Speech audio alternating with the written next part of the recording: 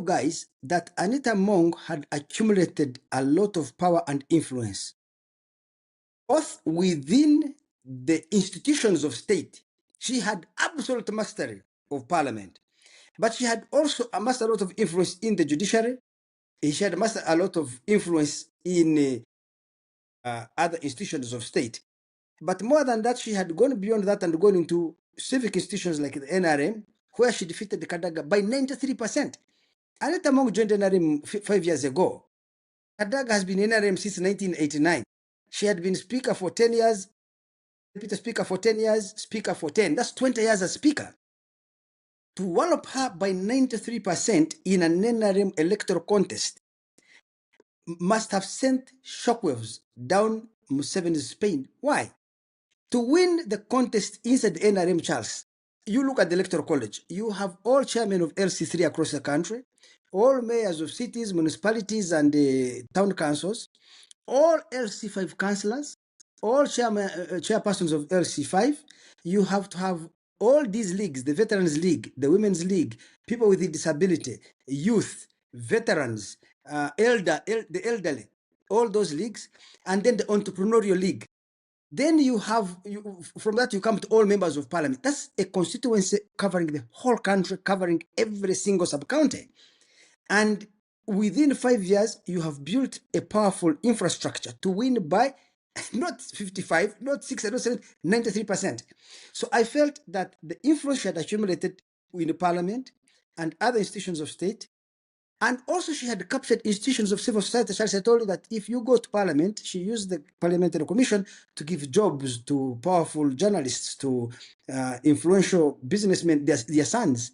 She helped businessmen get contracts within the government. So she had built a large and powerful network of elite constituencies, whether they were clerics in the church and the mosque, where there were business persons, whether there were professionals, traditional leaders, practically every segment of society. She had captured it.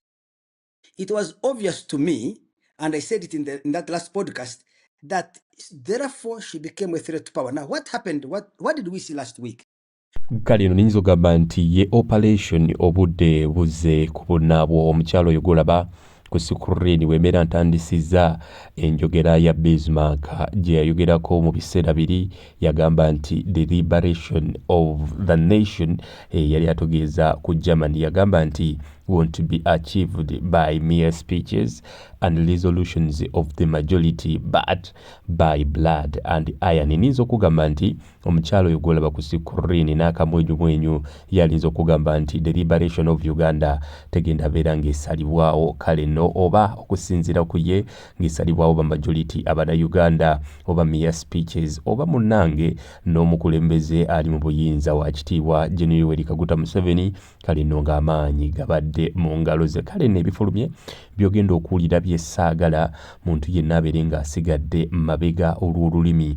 Ninza okugamba nti kabwejumbira yandibanga ku byogenda okulaba abadde threat eri state era nga obudde buno akavungano kakyali kangi nga bakukebera naawe kennyini kasitoba ng'obadde omufollowinga nnyo kubanga ku buwumbi n'obuwumbi bwe bali mu kubeera nga bawenja bagamba bakazuulako emitwalo 4,200 tiwera wadde half a million nga batuuse n'okubeera nga basima ennyumba ye okugyayo zittalazo okugyayo zitails nga bagamba nti maybe votes zirinza okuba nga zaaziikibwa eno naye tebannalaba kintu na kimu beebuuza ani abaguliza ku Anita okuba nga n'akakadde k'ensimbi tebannakazuula wadde mu nnyumba ye. Biri fascinating ate nga biri shocking. Bino birimu n'okukyusa obukulembeze obw'eggwanga Uganda. Kaakati nno ogenda kunkolera ekimuto kimu video soko jimpere like ogiwa like ddeka misinde neetuuka ku yogo wandyagadde ate munnange ebeere ng'etuukako video eno giwebudde era oba togituuse mu ddakiika nga 2:17 olinza okuba nga tolina lukusa lukomentinga naye ng'ejjudde ebinnonogo ate munnange byobadde tomanyi. Emabikakaawo mbagambye teri agenda kubeera ng'asigalira omukulu oyo gwolaba ku sikurini oba muyita Andrew Mujunyu Mwenda ono nga ye handibaaga ye Geno Muhoozi Kaine Rugaba era nga yeekusa ku kisinde ekya Piero oyo wabula akugambye mu bigambo bye nti yali yagamba dda ng'alina ne article gye nasomako mu 2024 woba oyagala ojjira bagenda oginoonyeko ku mukutu ogwa Google gwe typingamu nti Anita Among Museveni bromance yakyogerako bino byonna ebituuseewo wabula emabegakaawo agambye nti Anita abadde akutte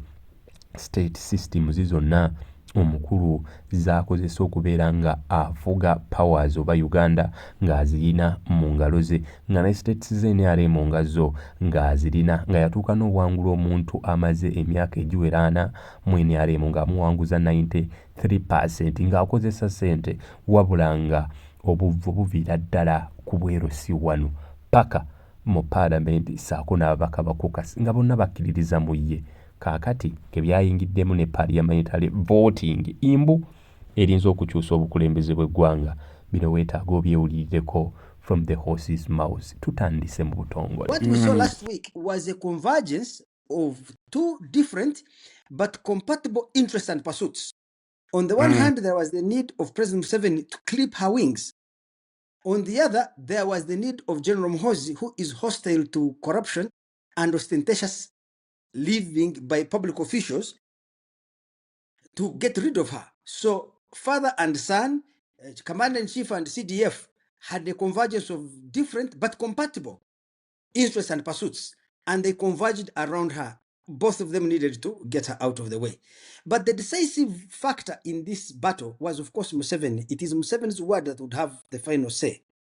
And Charles yourself in the shoes of Museveni. Anita Among had consistently demonstrated to Museveni that she was loyal to him and she was willing to do his bidding. But for Museveni, these are intentions she has expressed. And Museveni has two problems with intentions. One, intentions, a person can mislead you by faking loyalty when they are plotting against you. But two, even if Museveni believed that she was being sincere and genuine in her loyalty, Museveni is acutely aware that as her power and influence grew, in the future that power and influence could tempt her to seek the presidency. In other words, for Museveni, it is not intentions that matter, it is the capabilities that you have. Because as capabilities change, they can tempt somebody to change their intentions. So even if, in Museveni's world, even if Anita Among did not have a premeditated plan to seek the presidency, her growing power and influence could tempt her to seek that goal. It was better for Museveni to decapitate her or to neutralize her in time, to slay the potential monster in her before it matures. Omukulu akutegeezezera mu bigambo bye oba mu ebyo byenkuwaddeko mu ddakiika emu n'obutikitiki 49 emabegakaawo bagambye bino mbigattamu olw'ensonga saagala muntu yenna asigalire lwa lulimi. Waliwo abagamba lwaki tokoze mu luzungu, waliwo abagamba ate ffe ab'olulimi olwa wano otulese.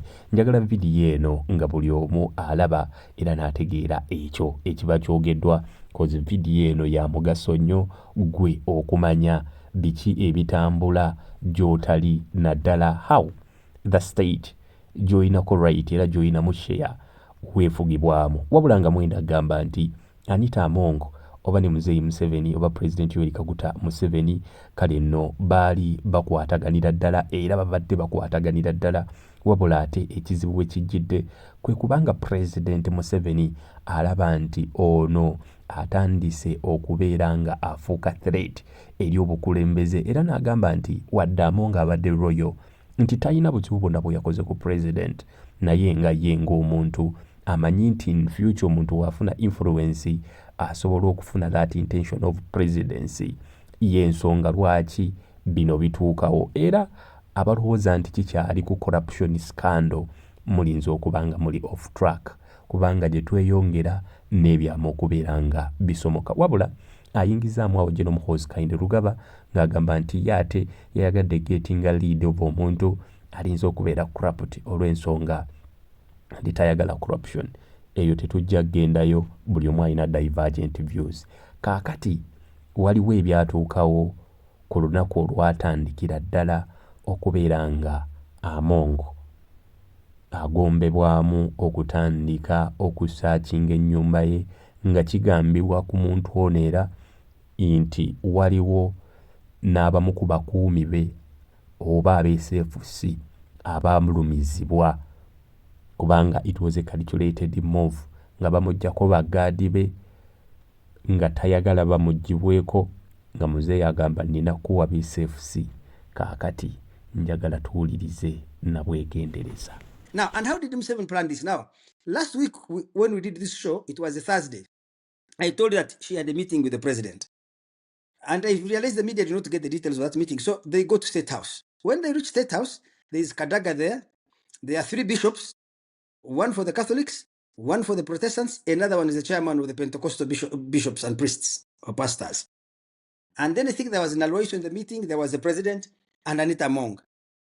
Actually, the meeting turns out to not have been about Anita Among, but that's how Museveni wanted to structure it.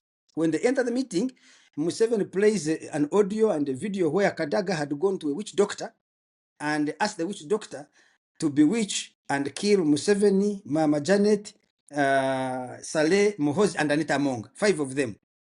And that, yes, and Kadaga admits. Bino bibeera bitandise okunyuma. Omukulu agamba atandise okusomera detail ku detail kye bagamba omuntu okuveera ku ntono. Agamba nti olunaku olwo meeting yali terina nnyo ku mukyala Anita Among era ng'agamba nti meeting baaba summoninga wakati w'abasumba ng'NTV we yareportinga wabula agamba nti ekyasooka okubeera mu ddiiro ye President Museveni okubanga akuba audio eya omukyala gwe tulinza okuyita maama Rebecca Kadaga we yabagendera ku muganga ng'agamba njagala obeere ng'omiza omusu okutandikira ku President General Kaguta Museveni mutabani we Saleh saako n'omukyala bonna babeere nga bakkirira ezzira kumwa enviiri gye zirembekera mukoka monnaye babeere nga tebakyateganya nabafumbi ng'abaloga kubeera ng'abajja mu bulamu bw'ensi wabula nga bagamba nti si byakusaaga. Omukyala yadimitinga n'agamba bannange gusinze naye ekituufu nali njagala bamiza musu. Yagezaako okuloga First Family okulaba nga Janet Museveni mukyala w'omukulembeze w'eggwanga saako President Yoweri Kaguta Museveni olwo saako General Muhoozi Kainerugaba saako n'omukulu owa Operation Wealth Creation muyite Salim Saleh ng'agamba bano balina okukkirira ekaganga. Tukyali ku mukulu bamuyita Andrew Mwenda akuwa biki ebyatuukawo. To have visited the witch doctor and that these audios that Museveni was playing are actually authentic and true. No So way. she has to break down and apologize. She has to break down and apologize. So the meeting actually centers around Kadaga's attempt to bewitch and kill the 5. No. Then when the meeting ends, the bishops raise an issue of Among's excessive wealth. When the issue is raised, they say, Museveni says, yes, I've received reports that she has accumulated a lot of money. She has 50 houses.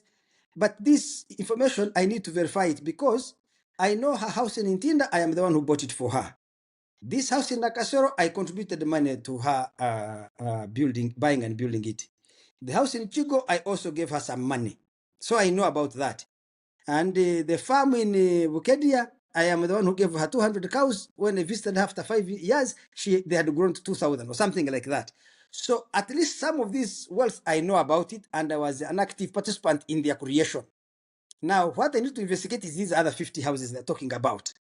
Kaakati nno nninza okubuuza nti kikulekawa oba nange kindekawa abadde agamba nti omukazi bamukutte mu liiso era bagenda kukozesa ebintu ebyo against her okusinziira ku bigambo ebyo Anita Among tulinza okugamba nti tewaliiwo kintu kyonna kirinza kubeera nga kimupiininga olw'ensonga eri emu oba endala nti amayumba gonna ge basaakinze amayumba gonna amatiri bonna ge tulaba President Museveni nti mu meeting eyo yadimitinga okuba nti alinamu omukono mu kuba nti yamuwa ssente mu kugula n'agamu agazimbibwa mu kubeera nga agazimba ekitegeerezesa nti yali agamanyiiko wabula nga mu bigambo bye agamba nti kale nno ayagala kukola investigation ku ezo ennyumba ze bagamba 50 zaalina endala of which tebannazuulako emu ku emu. Kaakati njagala tubeere nga tuyingira ku kya ssente abo abadde babibungeesa n'abagamba nti buwumbi na buwumbi obwasangibwa mu nnyumba ezo, kale ate bye byongedde okubeera nga bitiisa state okuba nti omukyala eyali nga buli agenda yavaawo ne miliyoni 2, miliyoni 3, miliyoni 4 ne balowooza nti alina kwasena, nga mu nnyumba zonna we baanoonyeza giri emitwalo 42 nga batuuka n'okusima ground floors, okugyawo zi talazo, okugyawo zi tails, maybe nga bagamba alinza okuba alina zi basement, tebannazuula. Kino nno kikwoleka nti ebigambo bino birinza okuba ebituufu, kubanga kigambibwa nti olunaku olw'ejjo n'amaka ga maama we baaganoonyezaamuko, nga kigambibwa balina bye banoonya bye batalaba era nga tebajja kumuvaako nga tebannabiraba. Omukyalo ono tabanga naye abadde mubazi mulungi. But otherwise, these people are lying. So after the meeting, Museveni, I think, asks everybody leaves and asks Among to stay.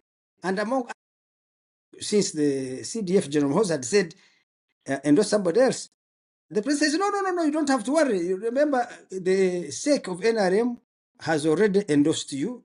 I signed the declaration of sake. How can I? Have you ever known me to change my agreement? So on Thursday, Anita leaves, re-energized that she's still in play. That is Thursday afternoon. Friday goes without an incident. I think at 4 a.m. on Saturday, the president calls her and says, I have information that your life, your security is compromised. I need to change your guards. So I'm removing these other guards and I'm putting on SFC. Now, part of the reason, of course, because there had been a small firefight when the SFC came to take over, the VVIP guards who were guarding her tried to resist, and there was a small firefight, and a couple of soldiers were injured. So, but Museveni assures her that this is. Tosigalira mabega mwenda akutegeeza nti meeting nga ewedde yasaba abantu bonna baamuke babeere nga bagenda, wabula omukyala Anita Among abeere nga asigalako emabega, era nti mu kusigala yamugamba tolina okubeera nga weeraliikirira seeke yakwendoosinga dda ebyabali bye boogerako byo biveeko, n'amugamba nti nali nkyusiza ku kigambo kyange ko maama Anita Among nti nedda, kale nne n'amugamba nti tewali buzibu, ojja beera nga otambula bukolo. Bagamba nti ku olwo Anita Among yavaawo ng'ali well energized, n'amanya nti ebintu bigenda tambula nga bibina otambula, wabula mbu ku Sunday, oba agambye Sunday, ku ssaawa 10 ez'ekiro obanga bukya 4 am afuna essimu okuva ew'omukulembeze ng'amugamba nti akizudde nti oba akitegeddeko nti balinza okumutuusaako obulabe, era yandyagadde okubeera ng'amuggyako abakuumi abo aba VVIP guard okubeera ng'amuwa SFC, amuggyako security detail ye eyiye mukuuma gy'aludde naye, amugamba nti amuwe SFC 9. Agamba waliwo ko n'akavuvuŋŋano n'abamu ne balumwa kubanga SFC nga bagezaako okuteekinga over bagaadi ba Anita Among bagezaako okulisistinga. Katandika butandisi.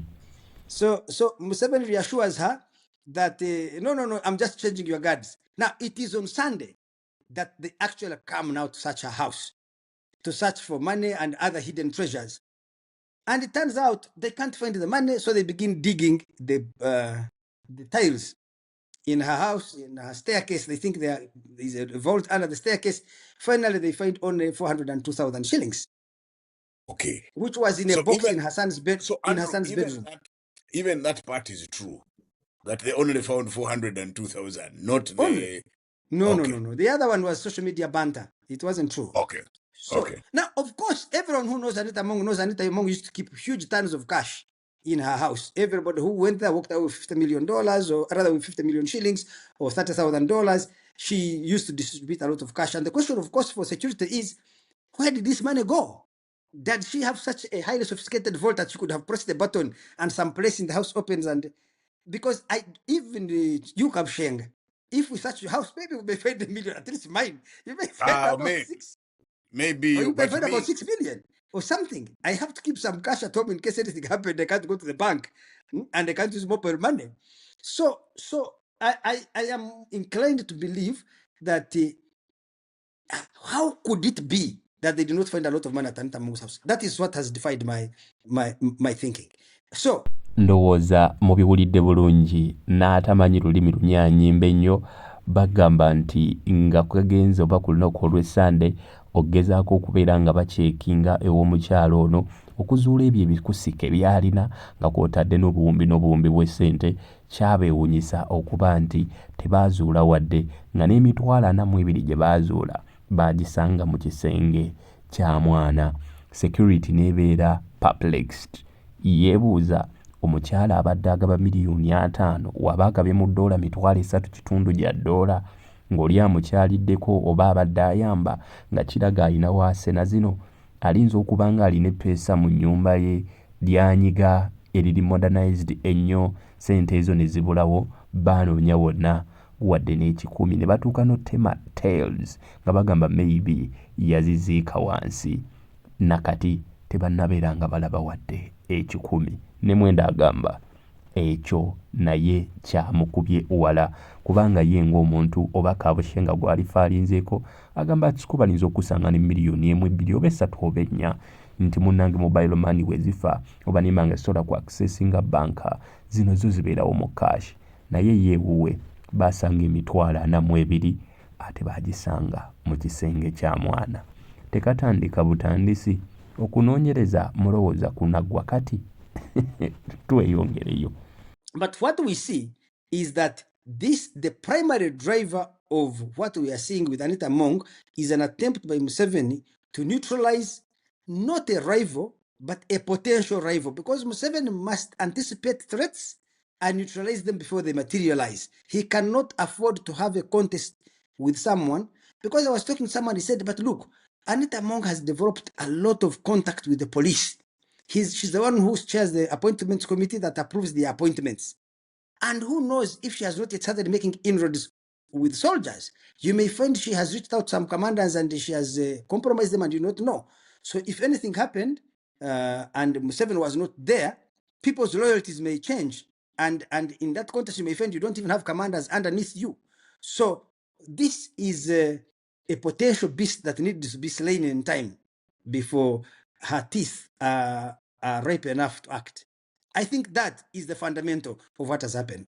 So, the Bob, it's. I mean, I had read that stuff about the witchcraft and all that. I mean, I just someone saw. told me and I didn't believe it. I was like, it can't be. Netflix. Is a long story of a story mpanvu nnyo era nga gwa n'agamba nti twagala tugimaleyo.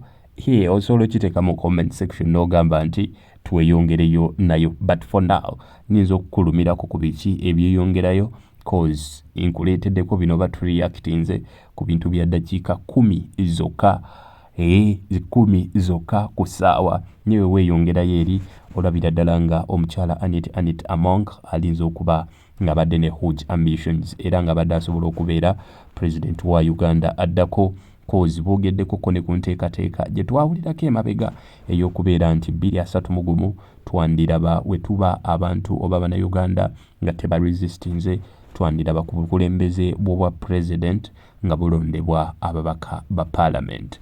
Kale nno omukyala Anita Among n'obuganzi saako ne influence n'engeri gy'abadde asobola omonopolizingamu ababaka ba parliament ng'akozesa ensimbi kubanga abadde azirina golowooza waliwo eyandimumeze mu kalulu kubanga president Museveni niwe yandiyise n'agaba naye yandiyise n'agaba ekisingako.